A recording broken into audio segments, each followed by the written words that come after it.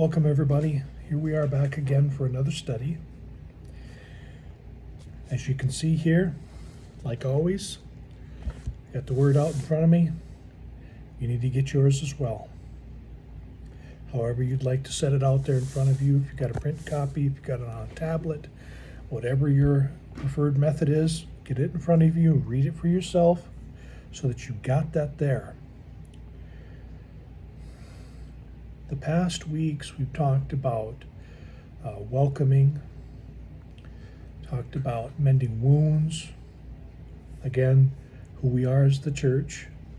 I want to talk about practical matters again. Today, we're going to be in the Gospel of Luke. We're going to be in chapter 9. We are going to start in verse 38 and go through 50. I was wondering where we're going to start. The bulk of where you and I will be is 44 through 50, but to get the context of that, I'm going to back up to 38. So get your Bible out in front of you, Luke 9. I'm going to start at 38, go on through to verse 50. Here we go. In this chapter of Luke, what we're seeing here is, of course, we're in the Gospels. We're chronicling Jesus' ministry, his healing, teaching the disciples, working with them, his interactions with the religious authorities, the Sadducees and Pharisees, Samaritans, the whole gamut of that, Jesus' ministry. In verse 38, kind of a background to where we're going to be at when we start at verse 44.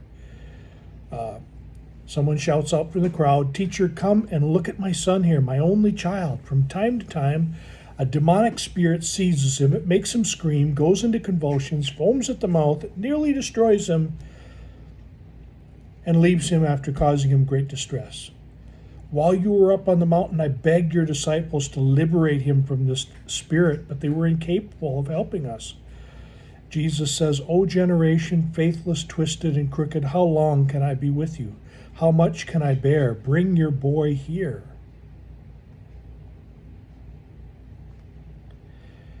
And as we see that there, I don't want you to think, Jesus is trying to tell anybody that they're less, telling anybody anything more than, okay, let's do this. His disciples should be able to take care of this. But for whatever reason, that wasn't happening. Jesus says, "Bring the boy here." The boy had taken a few steps toward Jesus when suddenly the demon seemed to rip into the boy, throwing him into convulsions. Jesus spoke sternly to the demonic spirit. The boy was healed. Jesus presented the boy to his father. The crowd cheers, discusses this amazing healing and the power of God. And then Jesus turns to his disciples. Right there. So we've got this going on here. And it kind of sets the stage for where we're going to start here in verse 44. Because what happens in verse 44 is there's a turning point. Jesus turns his attention to the disciples. So here we see 38 through 43. There's just a matter with the disciples. They didn't take care of this. In verse 44 through 50, we're going to find out a little bit more why. I know I said up here, hey, they didn't take care of it. Jesus, because he's Jesus, he's been with these guys a long time. He knows them lots better than you and I do. He's seen what they're capable of. He's seen their intentions, their leanings. And so here, starting at verse 44, Jesus is going to start to address the disciples. Listen hard. Let these words get down deep. The Son of Man is going to be turned over to the authorities and arrested. We read these verses here in isolation, and I want us to have a fuller context of this. So just keep that in mind. As we always try to do, we try to get ourselves a full context. The disciples had no idea what Jesus means by this. They heard the words, missed the meaning. They felt too afraid to ask him to explain any further. So much like us. We're kind of busy doing our thing. Here's the disciples. They're like us today as the church. We're kind of doing our thing. We do a service. We do Sunday schools. We do Bible studies. We do youth groups. All this stuff. VBS, whatever. Jesus speaks to us, and sometimes we get so caught up in everything else, we don't hear Jesus. And that's part of what's happening here. Just part. We're going to get to more of that here in a sec. Because they had no idea. I want you to understand, I want you to hear too, they felt too afraid to ask him to explain further. Not because, oh my goodness, Jesus always beats us over the head with a stick. Never see that. It's their authority structure that they are used to in their culture.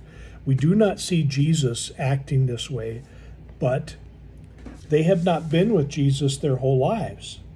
Most of their lives before Jesus was spent in this Jewish context. In the Jewish context with the Sadducees and the Pharisees, with their parents, with their family and all that, you were told what to do, you just shut up and did it. And that's crass to say that just like that, but that's how it was, especially in the religious context, the Sadducees and the Pharisees. If they said you're going to do this, you just do it. If you're arguing, you're risking getting thrown out of the temple. Now, if you get thrown out of the temple, you can't reach God. If you can't reach God, now you're going to hell. You're separated from God. Bad. And so this fuels this fear, because later on, we hear perfect love has no fear. There's no fear in love. Fear involves punishment, and love isn't punishment. So we'll flip the page here in my Bible. Later, this verse 46, later the close followers of Jesus began to argue over the stupid and vain question, which one of us is the greatest disciple? This is the other thing that happens in the church. We get busy doing all of our stuff. We start to pole position. Who's in front? Who's not? Who's back? Who's in front? And you may say, oh, no, that doesn't happen. It happens in every single church. I don't care what church it is, what denomination it is, if you're Protestant, if you're Catholic, if you're Orthodox, doesn't matter. It's not a Christian thing, it's a human thing. Human beings are there, this is going to happen. Who are the disciples? Human beings. So it's happening. Which one of us is the greatest? Jesus saw what was going on, not just the argument, but the deeper heart issues. So Jesus finds a child and had the child stand beside him. I'm just going to stop right there for just a moment. Back up to where we were in verse 38 through 43. This guy comes to the disciples, hey, my kid's demonically oppressed. Help him. They couldn't do nothing. Why couldn't they do anything? Not because God is weak or because they just hadn't learned enough. I submit to you the reason they couldn't do anything to help that kid is because they were too busy arguing over the stupid and vain question, which one of them was the greatest? Who was going to lead the rest? Who was going to be the boss? And the unfolding of that, the real kicker in this, is verse 47. Jesus saw what was going on, not just the argument, but the deeper heart issues. because there is a deeper issue there. The argument is merely a symptom of this deeper insecurity in their hearts, this distrust with Jesus. They're not trusting him. They would be horrified for Jesus to say, "You're not trusting me," but it's the fact. Because if they were trusting him, it wouldn't matter who is the greatest, because they're following Rabbi Jesus. That's the end of it. We follow Jesus, that's it. Doesn't matter which one of us is the boss of the other one of us. Doesn't matter. So Jesus, okay, you guys are acting like children. Here, see this child here standing next to me? See this little one? Whoever welcomes a little child in my name welcomes me. Whoever welcomes me welcomes the one who sent me. The smallest one among you is therefore the greatest. Nice and simple. Just what I was saying. We're following Jesus. The rest of it doesn't matter. Don't be so concerned with who's the greatest. You're following me. Just trust me and follow me. But look at what the disciples' response is here in verse 49. They don't go, "Oh, Jesus, we're so sorry. We've made fools of ourselves."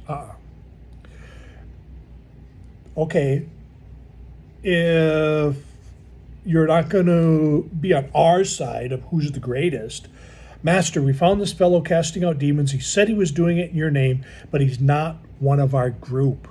We told him, stop." They're trying to see what they're doing. It's misdirection. It's a magician's trick. Here's what's happening here, but I'm going to wave my hand over here so you go, and you won't see what's happening here. Too late. Jesus already has addressed this. Jesus saw what was going on, not just the argument, but the deeper heart issues. Verse 47. So their horrible attempt here in verse 49. Oh, this guy over here, he's not one of us. And Jesus just shuts him down. What? No. Don't think like that. Whoever's not working against you is working with you.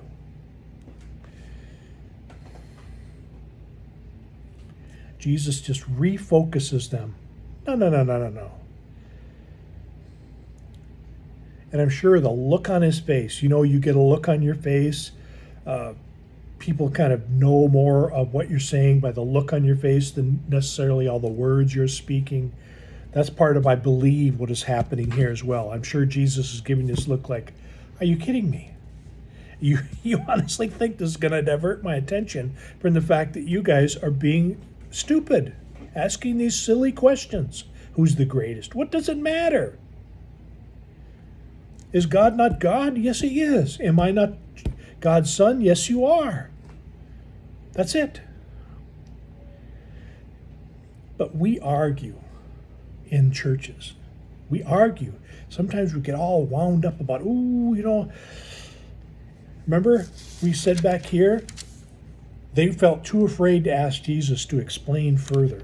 There's that whole, sometimes they get used against you inside of a church, is they want to create this fear so that you'll be quiet and let them do what they want, because they want to be the boss. But just like here, Jesus looks at us as his church, not just this argument, whatever it is, but he sees the deeper heart issues. And he's given us his word. He'll give us examples right there in our current situation. Hey, listen, you need some perspective because you think this is some huge issue. There's no issue here. God is God. I'm his son.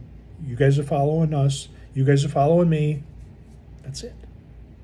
It doesn't matter who the boss is. And they're trying to point fingers. Well, those people aren't like us. They dress different. They look different. They're not. No. You're not misdirecting me. I'm Jesus here. I've been with you guys a long time. I know.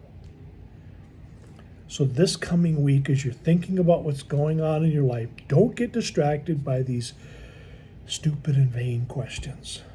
If there's arguments that come up in the church body that you belong to, submit it to the Lord, because Jesus sees what's going on. Not just the argument, but the deeper heart issues. And he will help you walk through this. And if you're doing something that's stupid and vain, he'll say, kind of dumb. And you're like, oh. And he'll lead you in the right way. Hang to Jesus. Use each other for support. Not to say who's the greatest, but rely. Build trust up in the body where you are at with your brothers and sisters. The Lord is there with us. Satan tries to divide. God doesn't divide us. God joins us. That's what the Holy Spirit is all about as well, is bonding us together. I will see you again next time.